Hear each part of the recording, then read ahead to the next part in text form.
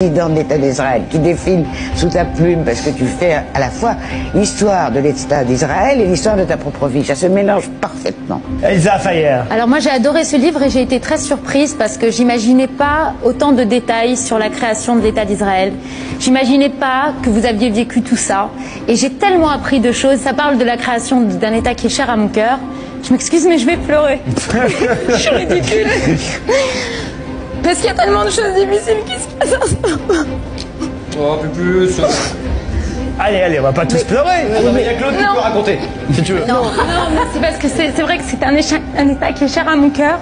Et quand je vois les infos aujourd'hui, je me dis qu'il y a beaucoup de gens qui ne savent pas ce que c'est, qui n'y sont encore jamais allés, qui ne connaissent pas le courage de ces personnes, qui ne savent pas à quel point ils sont animés de bonne volonté et de bonnes choses, à quel point ils ont souffert pour cet État. Et ça n'a jamais été facile. Et pour personne, qu'il y avait des Juifs en Palestine, qu'il y avait des Arabes en Palestine, que quand les Juifs sont arrivés des camps de concentration, ça n'a pas été facile de marquer leur territoire, qu'il a fallu retrousser ses manches, qu'ils ont créé des systèmes qui sont les kibbutz, qui sont des systèmes les plus purs qui soient, tu travailles, tu manges, tu crées, tu fais pousser quelque chose sur une terre aride et voilà. Et c'est vrai que quand je regarde les infos aujourd'hui et quand je vois ce qu'on dit d'Israël et ce qu'on dit de ces hommes, ça me fait de la peine parce que je sais à quel point c'est faux.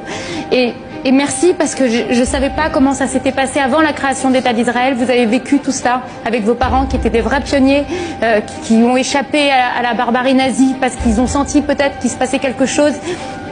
Et voilà, et je pensais que moi je vous connaissais comme quelqu'un de gai, entre guillemets d'un peu futile. Vos chansons sans chemise sans pantalon m'ont toujours beaucoup amusé et je me suis rendu compte que vous étiez quelqu'un qui avait vécu des choses formidables et merci de les raconter.